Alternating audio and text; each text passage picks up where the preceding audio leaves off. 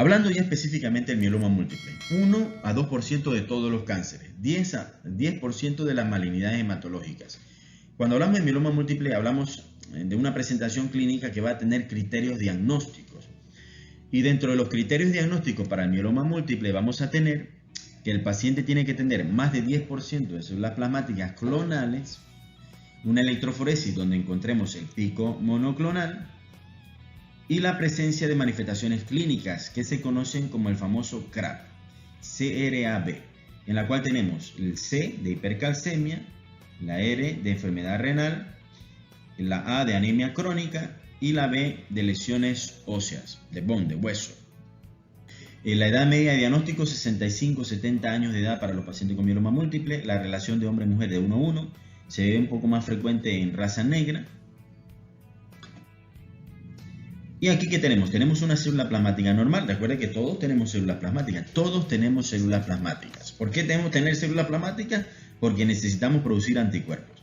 Aquí tenemos una célula plasmática normal.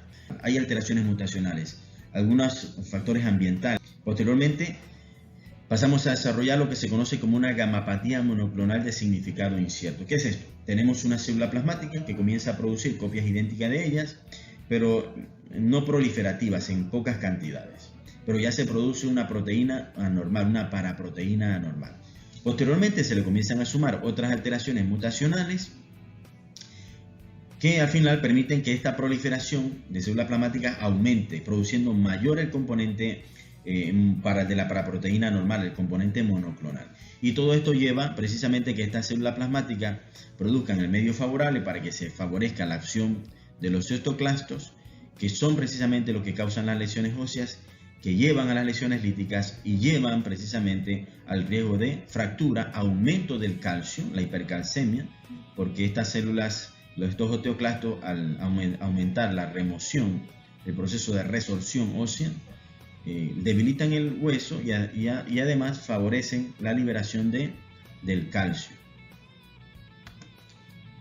Esta es una diapositiva donde podemos ejemplificar bien la fisiopatología del mieloma múltiple. Aquí tenemos la célula plasmática maligna que presenta traslocación 414, la 614, y las ventajas que tienen, ella aumenta la proliferación, aumenta la producción del factor de crecimiento del arterio vascular, que favorece la angiogénesis. Y esta angiogénesis al final lo que favorece es la irrigación de las células malignas. Esta célula plasmática también aumenta la producción de esta proteína DDK1 que bloquea la acción de los osteoblastos. Por ende, se produce menos tejido óseo. Pero no solo es que no se produzca menos tejido óseo, sino que se disminuye la producción de la osteoprotegerina. La osteoprotegerina, como bien lo menciona, protege al tejido óseo. Protege al tejido óseo de la actividad de los osteoclastos, porque bloquea la acción del RAN. El RAN que está presente en los osteoclastos, al unirse al RAN ligando, que lo favorece la célula plasmática maligna, permite la activación de los osteoclastos, y los osteoclastos aumentan la resorción ósea. Al aumentar la resorción ósea, produce las lesiones óseas, el riesgo de fractura, la debilidad del tejido óseo, y a su vez aumenta la liberación del calcio. Tenemos hipercalcemia, tenemos dolor óseo y aumento, la presencia de las lesiones líticas y el aumento del riesgo de fracturas. Y el otro mecanismo importante es que la célula plasmática maligna aumenta la producción de la interleucina 6. Y la interleucina 6, si ustedes recuerdan las clases previas de anemia de enfermedad crónica, bloquea la acción, la función del receptor, la ferroportina, lo que conlleva que el hierro quede secuestrado en el sistema retículo endotelial. La interleucina 6 aumenta la producción de la hepcidina a nivel hepático y esa hepcidina bloquea la ferroportina. Entonces, por eso que la anemia en el mieloma múltiple puede tener un patrón de inflamación crónica, un patrón crónico donde la ferritina está elevada, el hierro sérico disminuido. Más un poco de la fisiopatología, tenemos un linfocito B. Recuerden que después del linfocito B, este linfocito B se va a pasar por un proceso de maduración a una célula plasmática.